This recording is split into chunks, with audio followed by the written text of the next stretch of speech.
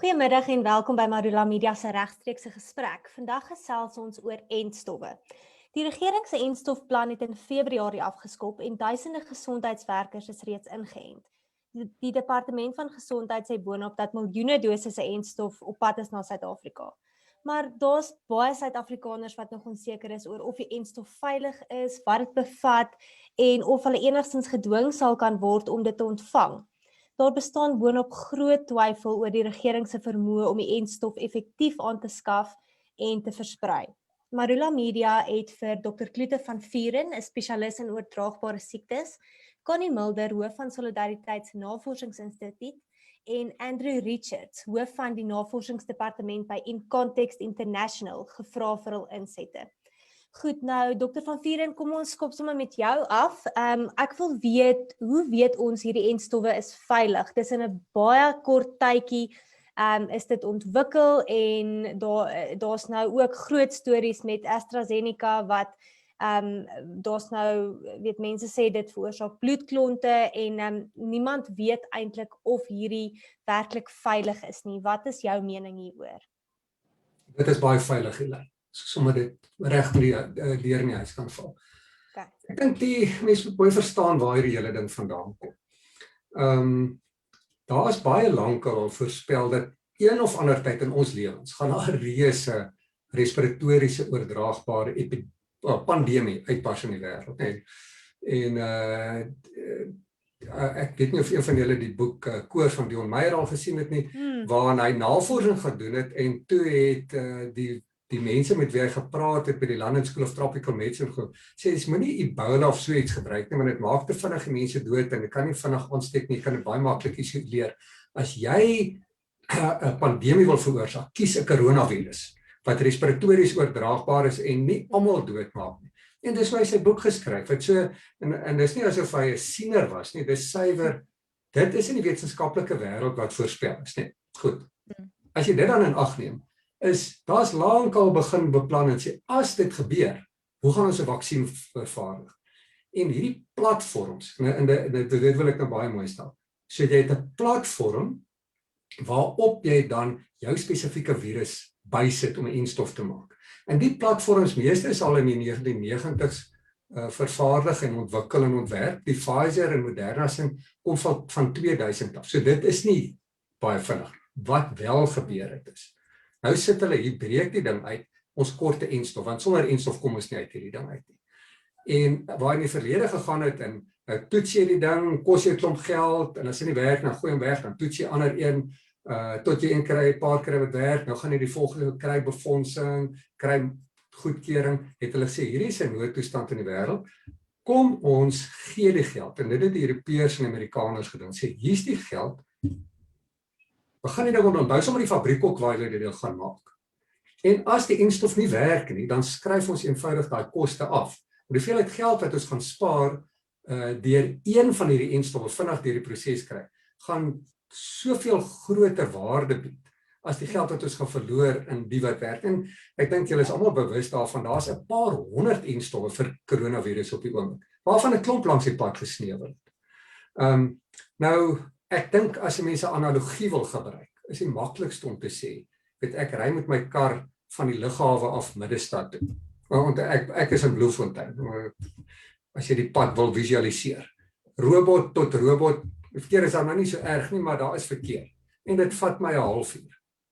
Nou gebeur daar iets en daar's 'n polisieman met 'n blou lig voor my en 'n paar motorfietsse wat die verkeer aan die kante afkeer en nou ry ek 5 minute. Dit bly presies dieselfde pad, maar ek het 'n klomp hindernisse uit die weg gery en net vir my makliker gemaak.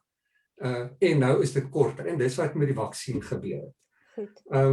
So as jy nou kyk na die veiligheid van die ding, ek het gisterand gekyk, op die oomblik is amper 400 miljoen dosisse van hierdie vaksine al wêreldwyd toegedien.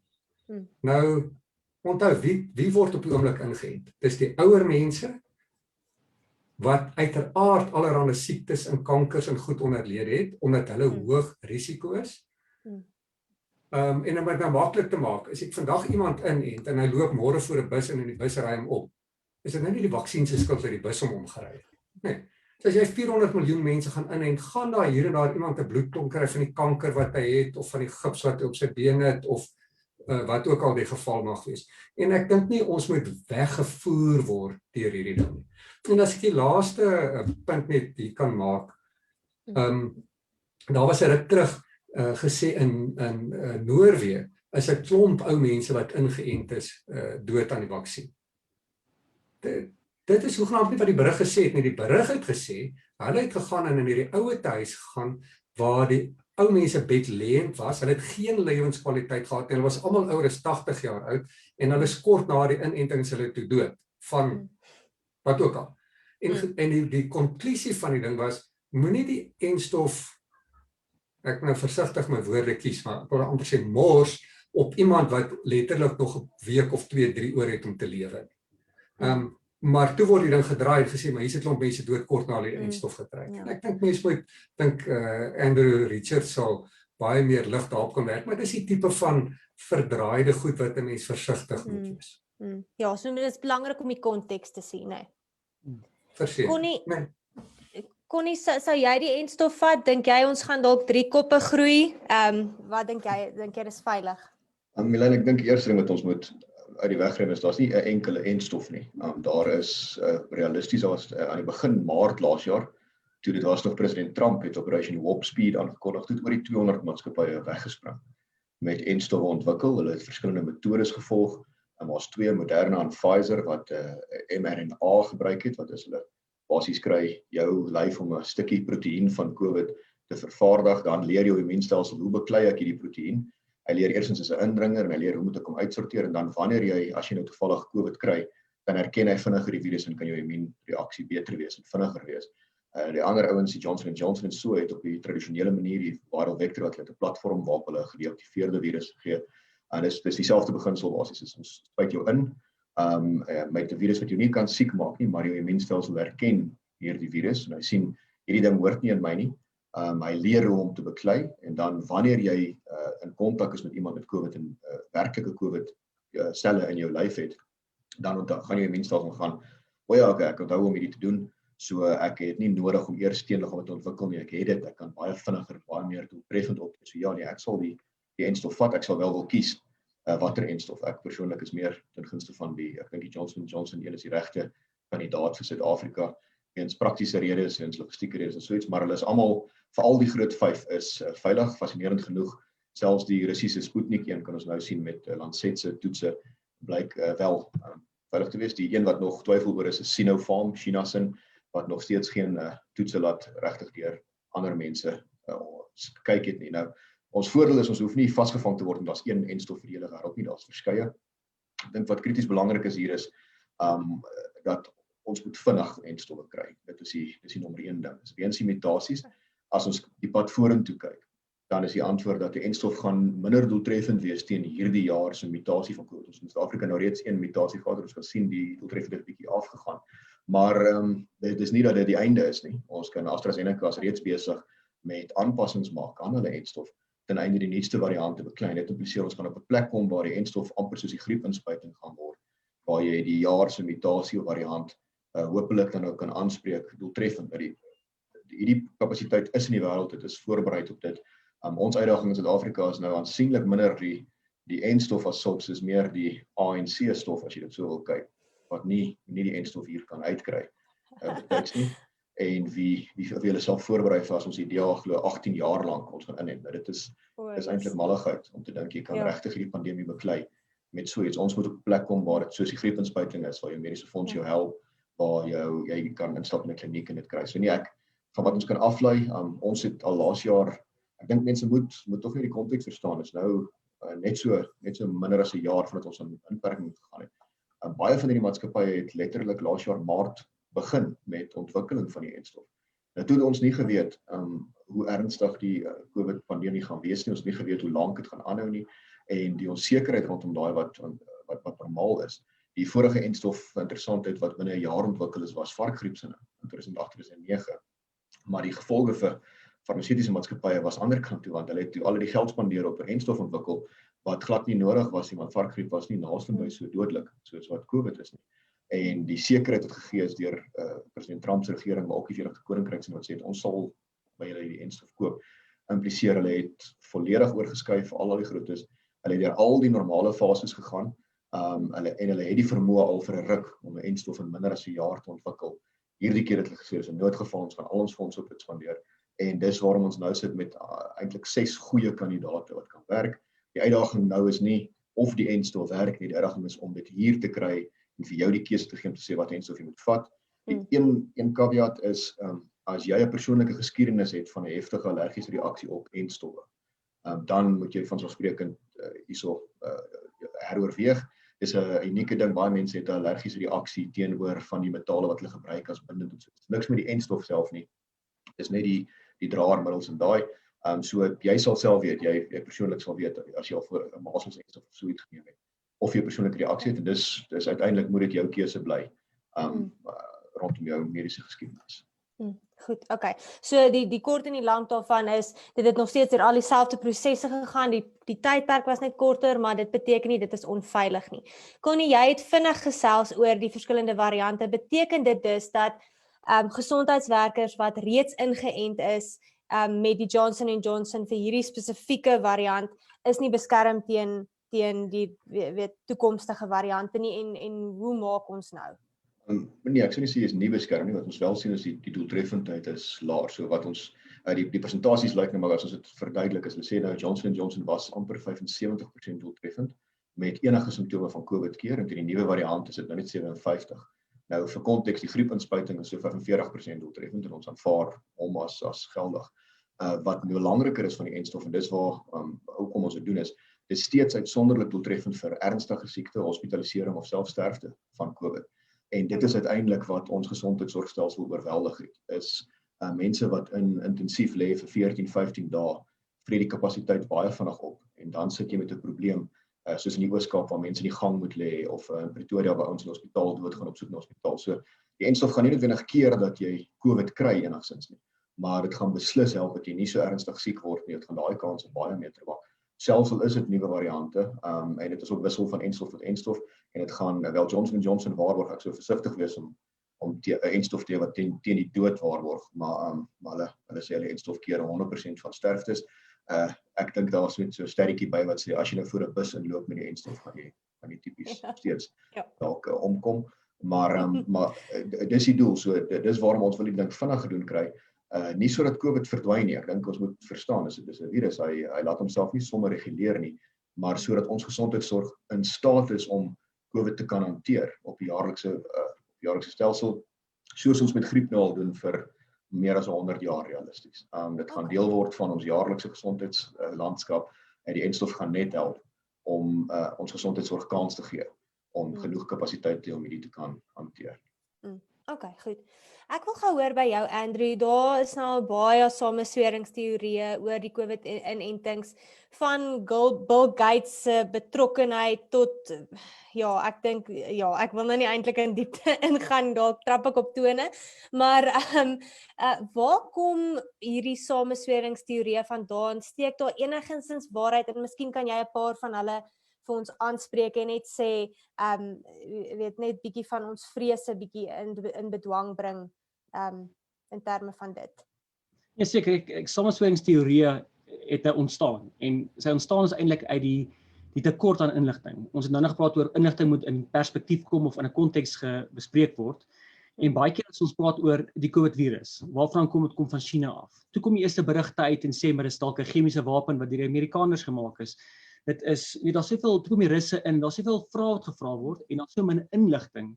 So nou kom daar enstof, daar's soveel variante, ons weet nie wat aangaan nie, daar word hier en daar iets vir ons gesê, en die gewone ou op die straat verstaan nie al die mediese lingo nie. Ons verstaan nie al die terme nie, ons verstaan nie wat mRNA beteken nie, ons verstaan nie wat hierdie fetusse is.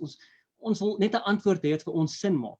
So nou gaan ons waartoe? Na Dr. Google toe. So ons gaan Google vir antwoorde en ons gaan soek iets wat vir ons sin maak. So samesweringsteorieë ontstaan uit 'n tekort aan inligting. Iemand gaan soek inligting wat sin maak. Hy bou sy eie perspektief en daai perspektief deel hy met ander. En soos wat mense daaraan begin glo, is amper 'n subkultuur wat gevorm word om hierdie ding, en dit is hulle waarheid. So vir iemand wat in 'n samesweringsteorie glo, of dit nou 'n COVID ding is, of dit nou 'n wêreldeenorde is, of dit nou Illuminati is, hulle glo vas daaraan as die waarheid. En baie keer in my eie navorsing het gevind, sou jy die regte feite vir hulle gee, versterk dit net hulle geloof in hulle eie teorieë. So, weet met Bill Gates was dit baie maklik geweest. Hy het in 2015 'n TEDx 'n praatjie gehad oor, hy het gevra, wat gaan die volgende virus wees? Wat gaan die volgende uitbreek wees? Wat gaan die volgende pandemie? En hy het geëindig om te sê met die statement, weet, ons is nie reg daarvoor nie. Nou dis net na die 2014 Ebola uitbreek gewees en die World Health Organization kon dit redelik keer om te versprei.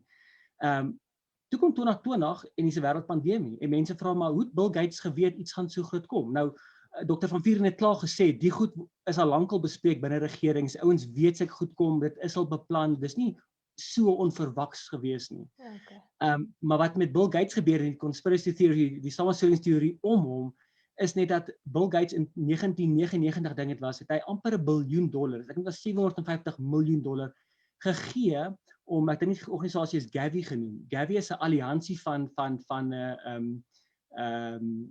inentings, navorsing om inentings te ontwerp en te in die mark te kry. En ouens het gesê, maar hoekom het Bill Gates gee hy geld vir inentings? Hoekom het hy geweet van 'n groot pandemie wat kom? En daarby, en nou kan jy sien, nou is daar so baie vrae wat mense het, nou is nie antwoorde nie. En nou die derde wat gekom het is ons daai cryptocurrency. Nou het hulle gesê, maar weet Bill Gates is besig om iets te ontwerp wat jy aan jou vel kan sit en dan kan jy jou scan en dan kan hulle sê, maar jy het hierdie COVID vaksine gekry, ja of nee, en dis eintlik wat hulle gaan gebruik om jou te volg en jou te. En so gaan mense op die internet en hulle gaan soek antwoorde. En hierdie subkulture kom by mekaar op die internet, op Facebook, op YouTube, of waar ook hulle by mekaar kom, en hulle voed mekaar met hierdie fopnuus wat hulle iewers kry, en is nie gebaseer op feite nie, of dit is gebaseer op feite wat uit konteks gehaal word.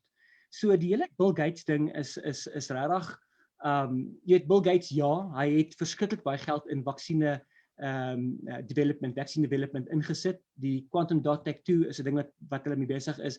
Al die goed is waar en hy het 'n baie goeie rede daarvoor.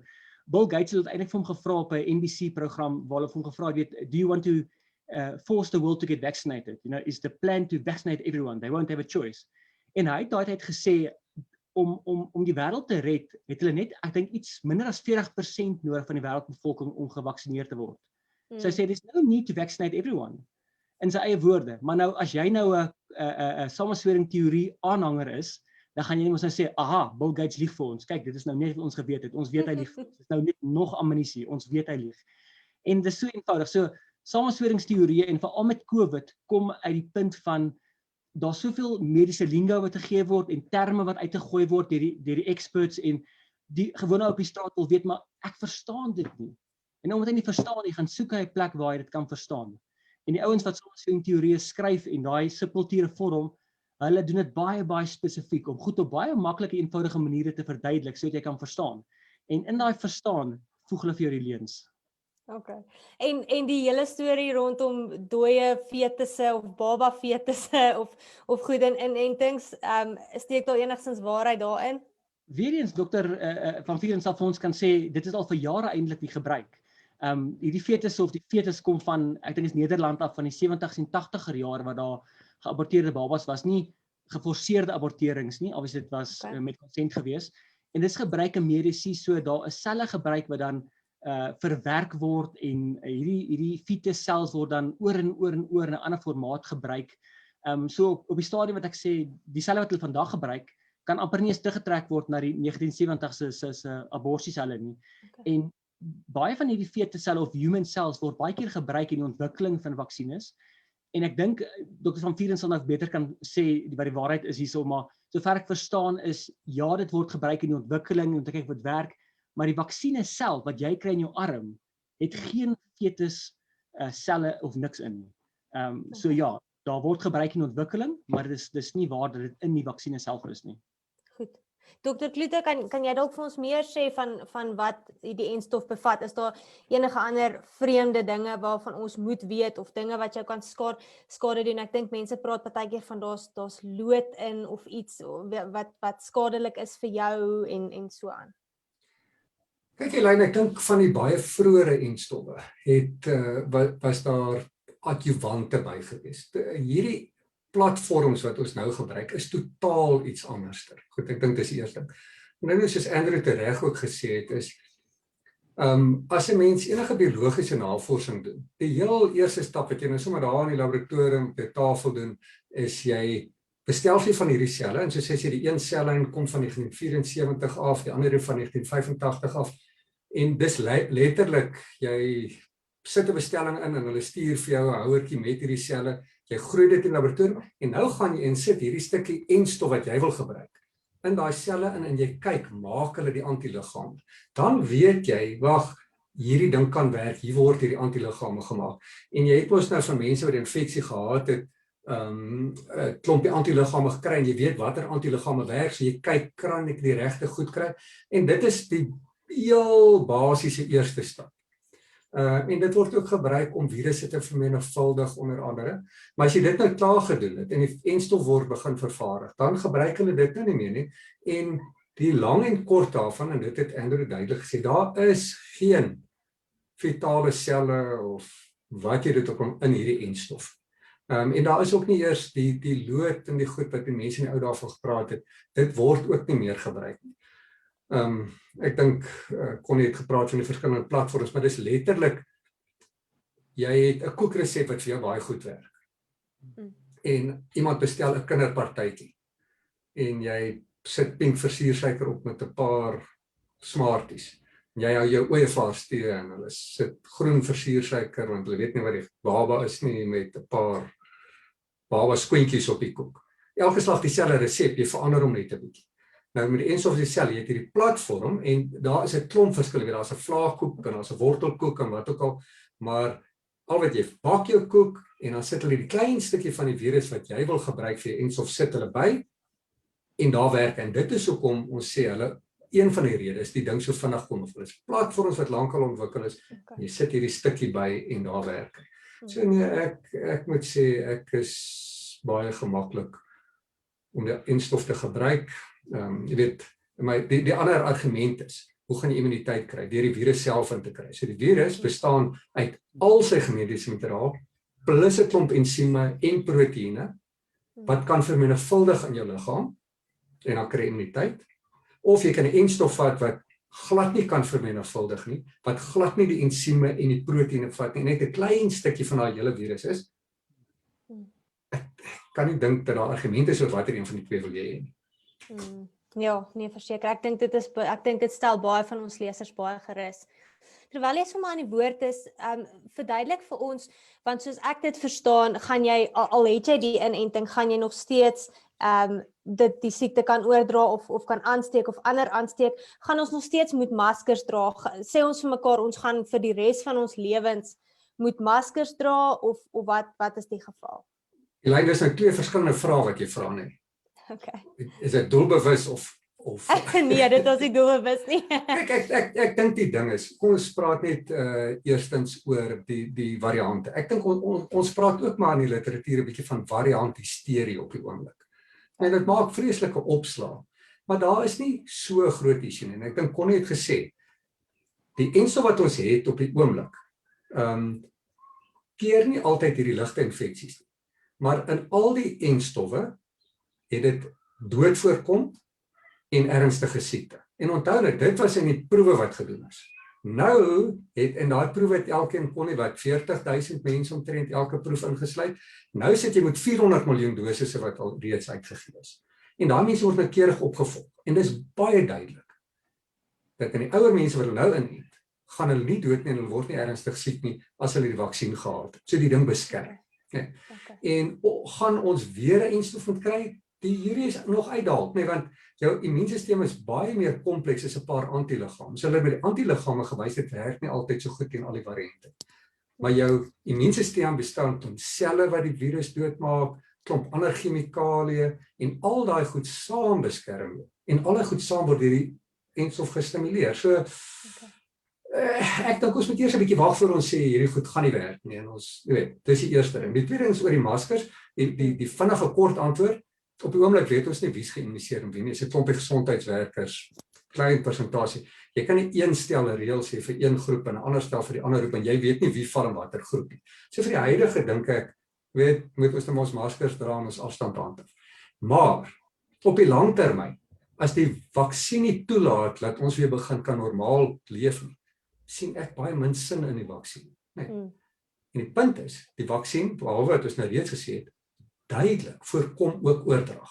So die mense wat dit wel kry, steek of glad nie ander mense aan nie, of baie min.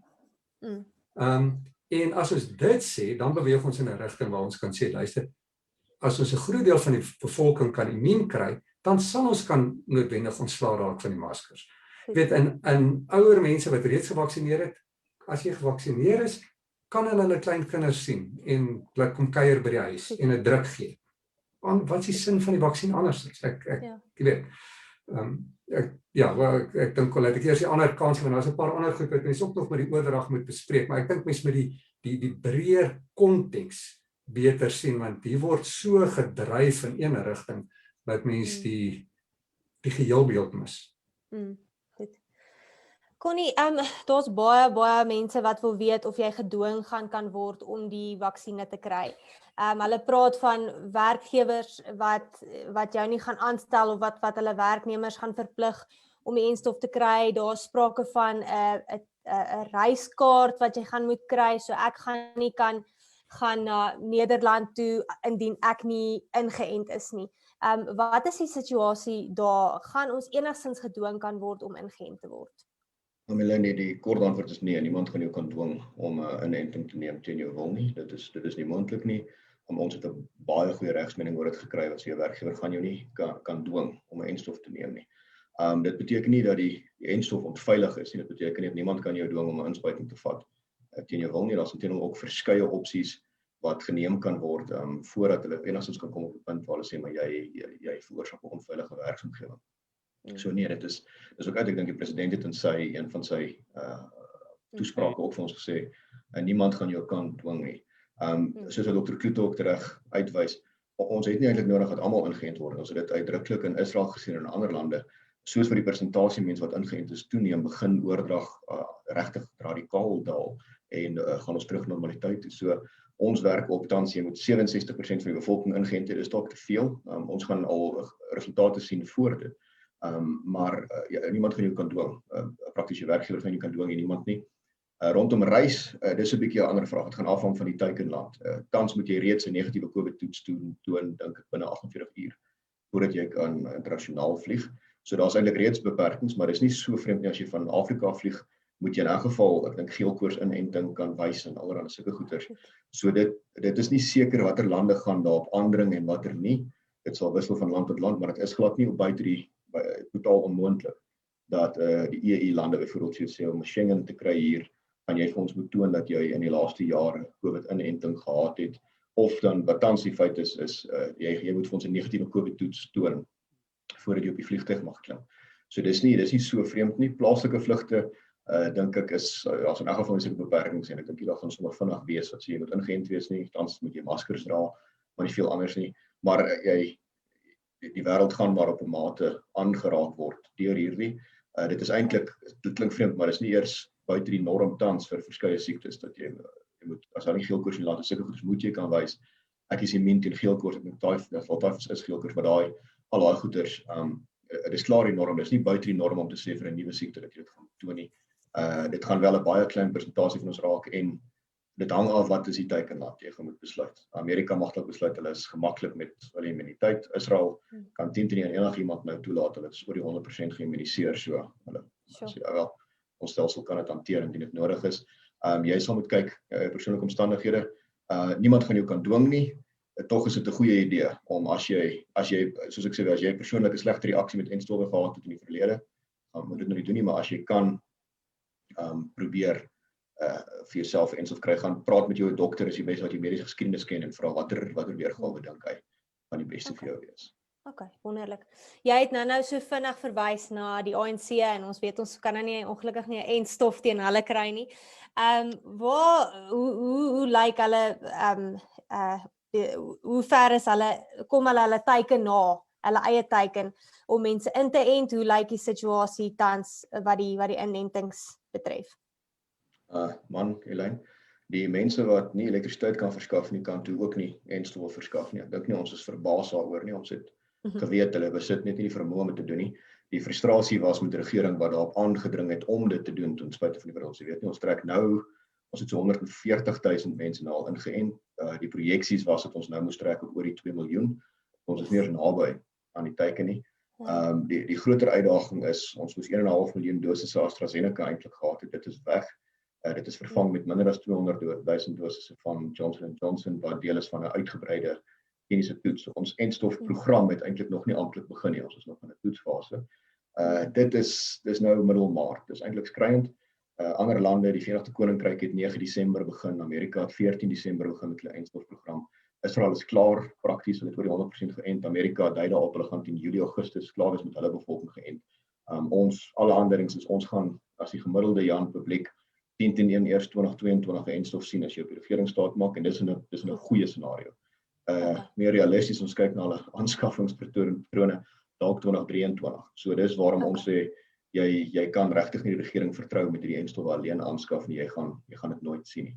Ja. En dit is waar dan nou ons het destyds 'n hofsaak van stapel gestuur. Wel nie 'n hofsaak, ons eers 'n brief geskryf wat gevra het minister Mkhize sê hulle gaan nie alleen aankopers wees. Maar gebaseer op wat? Want ons kan nie 'n regulasie kry wat sê hulle mag dit doen nie.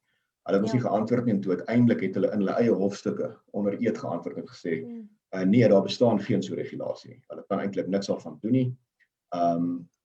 Hulle kan geen privaat aankoper keer om dit aan te skaf as jy moet nie. Dit is dus bietjie skriwend dat hulle 2 maande in regsaksie gekos het om dit uit te vind, maar dit impliseer almal wat wil is vry om met verskaffers te praat. As jy kan 'n enstof aankoop, doen dit.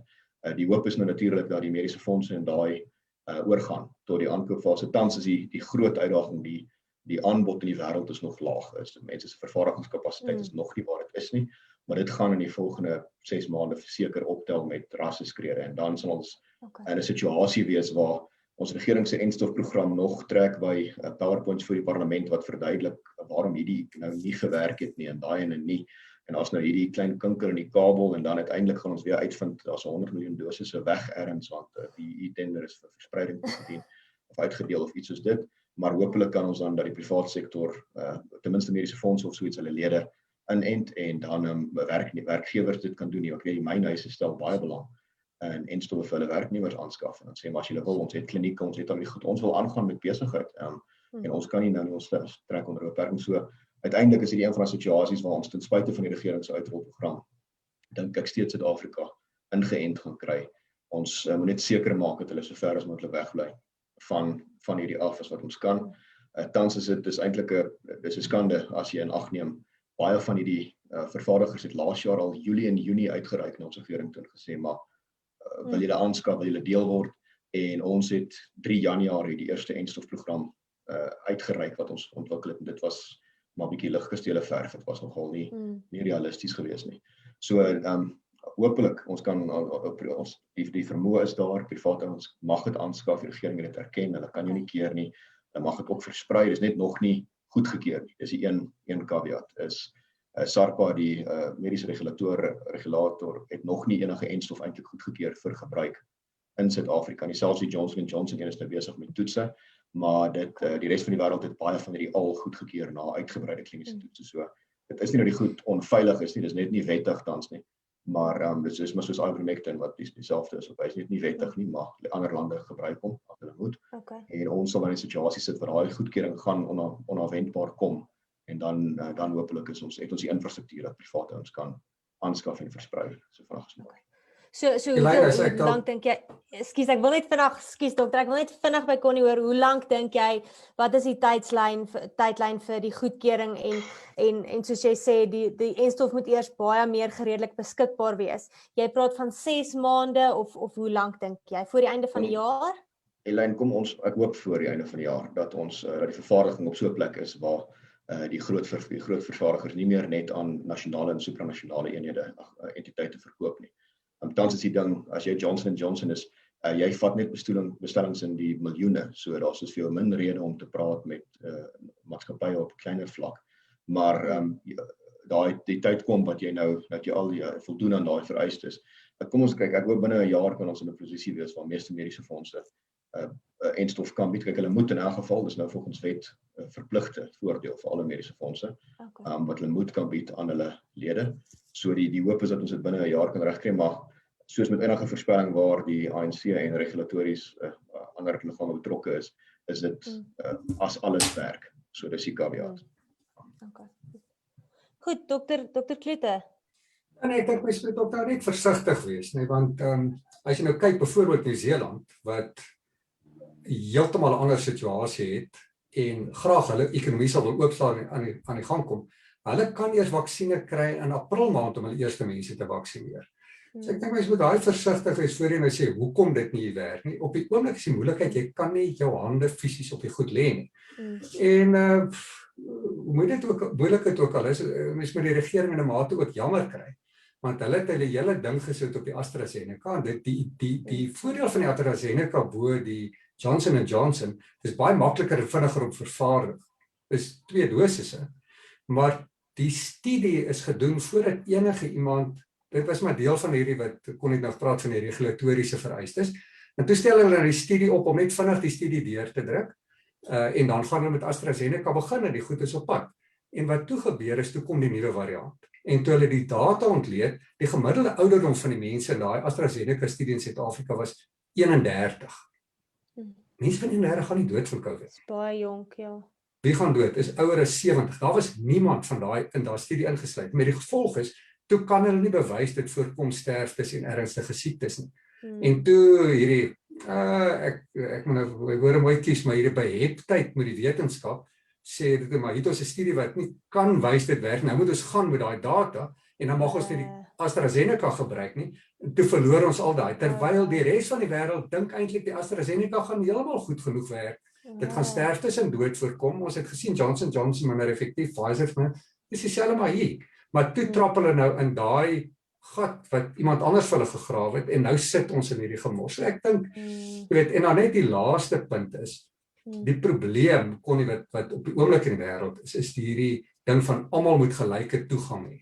So in Amerika, heel Europa, as jy geld het om te betaal, laat hulle jou nie toe die vaksin koop nie. Jy moet in die tou gaan staan saam met almal. En daar's hierdie absolute dryf dat almal moet gelyke toegang hê. En dit is een van die redes hoekom ons mediese fondse nie die goed kan koop nie, want hulle al wil jy dit koop, verkoop hulle dit nie aan jou. En dit is behalwe dat die volumes is wat Connie nou gepraat het, is hierdie beginsel wat gestel is, dat ons befonds julle om die goed te maak, maar dan mag julle dit nie vir die ouens met die meeste geld verkoop nie. Almal moet gelyke toegang hê. En dit skep dan nou al hierdie ander goed vir ons. So ek dink daar's 'n bietjie meer 'n nuance aan die ding. Ja, so ons moet maar ook ons moet verstaan ook hoekom daar sekere probleme is, nê. Andrew, ek wil graag die volgende vraag is nou spesifiek vir jou. Kyk, Openbaring is 'n baie moeilike boek en ons almal en mense vir jare lank probeer ontleed en probeer verstaan en daar is dan nou baie mense wat meen hierdie inentings dit is een van die tekens van die tye, dis die merk van die dier waarvoor Openbaring gepraat het. Vertel net vir ons bietjie hiervan, steek daar enige waarheid hierin, kan ons enigiets wat nou gebeur in hierdie tyd vereenselwig met Openbaring?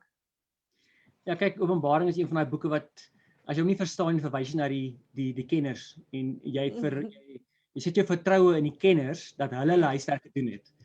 En baie keer is die kenners die ouens wat ook hulle eie opinies uitskryf, jy weet. So binne die Christen geloof, soos enige ander geloof, dink Islam of Boeddhiste, is daar verskillende interpretasies vir verskillende tekste. Wat mooi is van goed soos Daniel, die boek van Daniel en Openbaring wat saamwerk in profesie en met die merk van die bees is baie, dis goed waarna jy kan raak.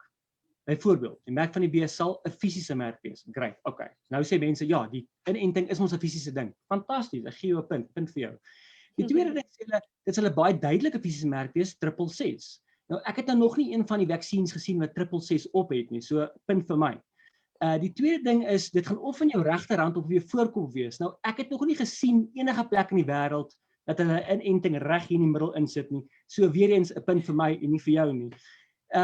So daar's baie praktiese goed wat praat oor die merk van die bees. So baie van die goeders is baie diep en jy moet in konteks en kyk na die Bybel en wat die profeseë sê. Maar op die einde van die dag is dit baie eenvoudig. Mense is bang veral oor die Bill Gates ding. Ek het nou gepraat oor die quantum dot tattoo.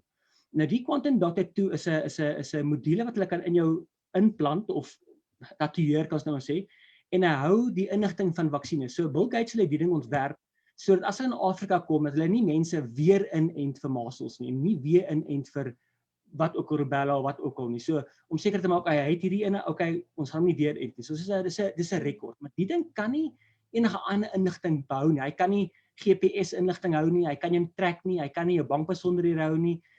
Bill Gates dis glad nie die rede daarvoor nie. Om net gou terug te kom na Bill Gates en die vaksines.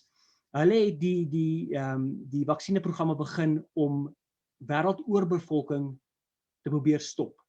Nou dit klink nou sinister, jy weet, klink dit hulle wil mense doodmaak. En aan die einde van die dag dink jy maar ja, as jy wêreldoorbevolking wil inkrimp of stop, beteken jy moet seker mense doodmaak want daar is 'n natuurlike hoeveelheid mense wat doodgaan elke jaar en hoeveelheid mense wat gebore word elke jaar. So daar is 'n medium wat daar is.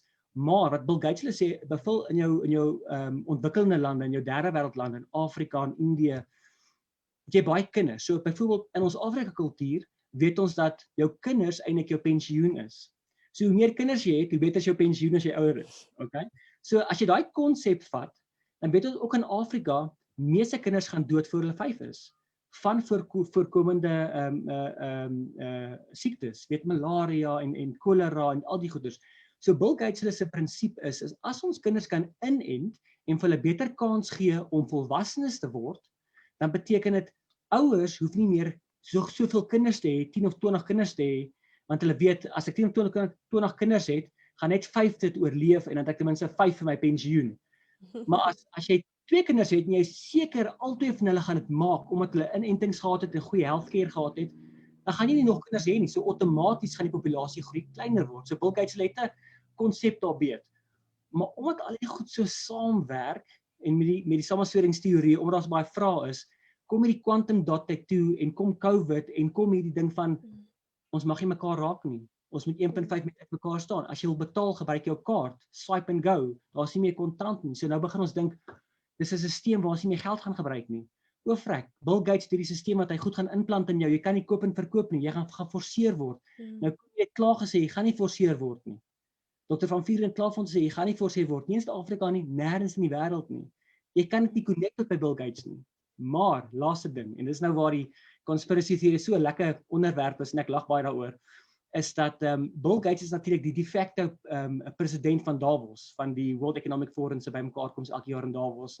En daar word die rykste besigheidsmense en die wêreldleiers kom hulle bymekaar en hulle praat oor goedes en baie keer is dit geslote gesprekke waar die media nie is nie. So mense wat aan die buitekant staan, vra, waaroor praat hulle?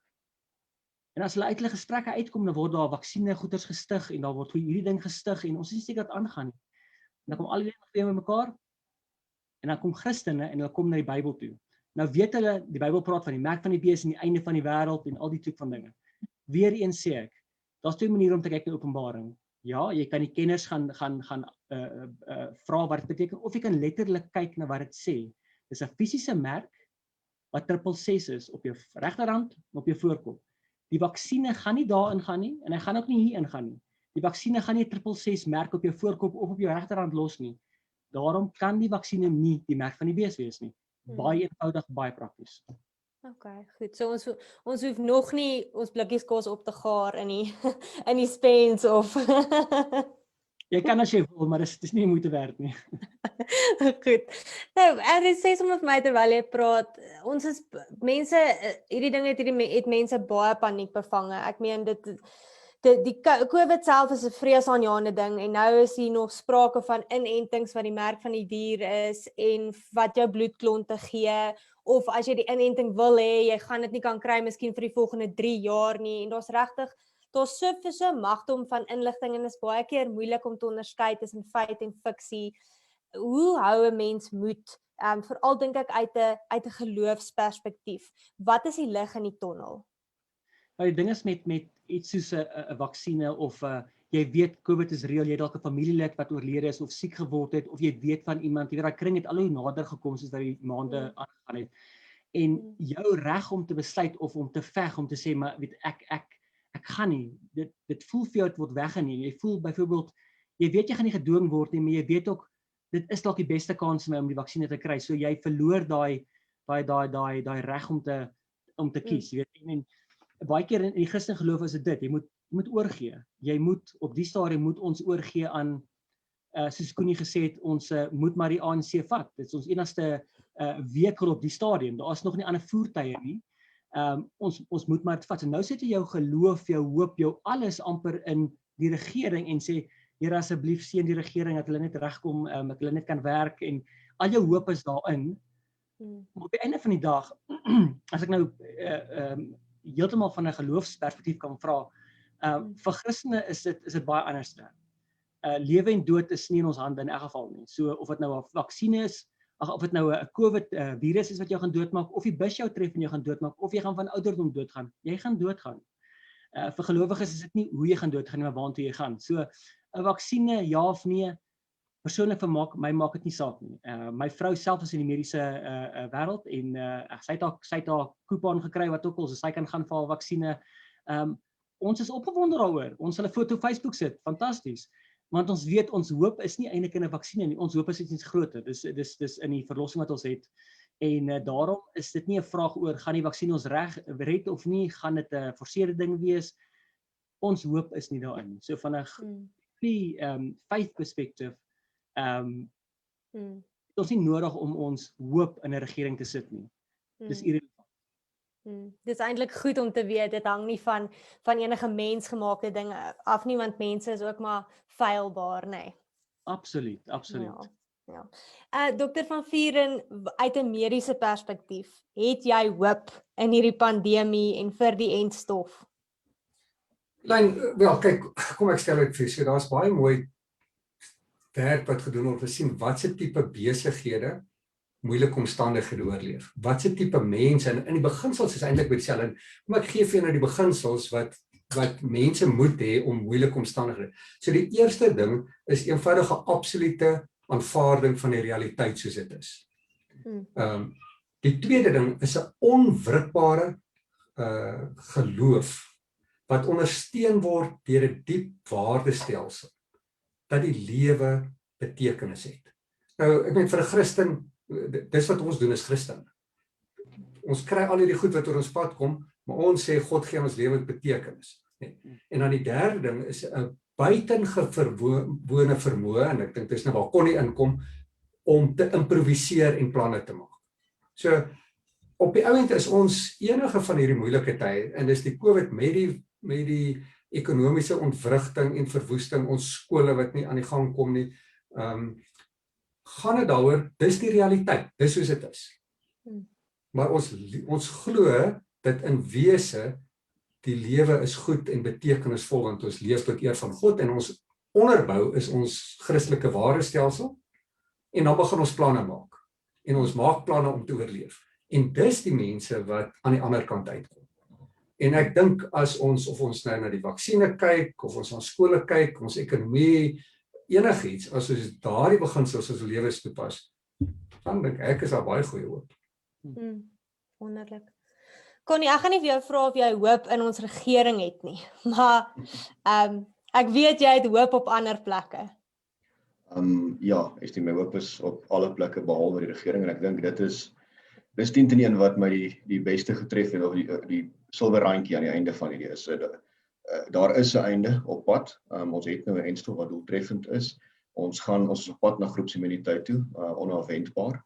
En dit impliseer COVID gaan ook tot 'n einde kom op 'n stadium, maar die ding wat my getref het, en as ek nou terugdink aan die jaar 2020, is die ongelooflike veerkragtigheid van die gemeenskap, hoe mense saamgekom het, hoe hulle mekaar uitgehelp het, hoe besighede nog staan wat ek nie gedink het gaan staan nie, maar hulle het planne gemaak, en dat ons uiteindelik in 'n situasie is, Suid-Afrika is geneig om te verval in die regering moet, en ons sit en wag dat hulle moet doen wat hierdie goeders doen en hulle moet daar goed doen, en die antwoord op daai is jy gaan teleurgesteld wees elke keer, en ons het uiteindelik 'n kopskuif begin maak na, maar as iemand moet dit ek wees, en ek moet dit self doen, en dis waarom ons lees, ons sal self, maar nie alleen nie, is basies die watter toekoms jy ook al wil sien in Suid-Afrika, moet jy nou begin bou, want die geleentheid is hier. Dis nou hierso vir jou om te kan die goeders in plek sit wat jy wil sien. COVID het daai dalk vergemoeilik, maar dit skep net soveel geleenthede en net soveel hoop as jy gaan kyk na wat 'n gemeenskap kan doen as hulle saam staan. En daarom moet ek is nie bekommerd nie. Ek dink die einde van die siekte is naby. Wel nie naby nie, maar is daarom daar's insig, as lig aan die einde van die tonnel, maar selfs met ons groter probleme, daar is nou skielik is daar miljoene mense wat miljoene planne maak en dit is 'n baie beter plek om te wees. Ag wonderlik. Ag dit is wonderlik. Goed, julle ons tyd is op. Baie dankie vir julle insette. Ek dink dit was regtig waardevol. Ek dink ons kan nou met 'n meer rustige gemoed in die ry staan vir die entstof. Of selfs nie in die ry staan as dit op neerkom dat weet ons nou eers 'n bietjie later dit kry. Ek dink die groepsimmuniteit ding is ook 'n belangrike iets om in gedagte te hou dat ons nie noodwendig almal gaan nodig hê om die entstof te kry nie. En op die ou einde dat dit nie noodwendig in ons hande is nie, nee, maar daar is wel hoop en lig. Goed, baie dankie.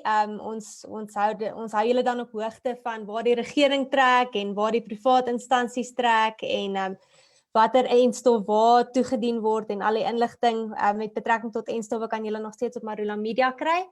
En goed, ja, dan moet almal 'n lekker dag verder hê. Dankie.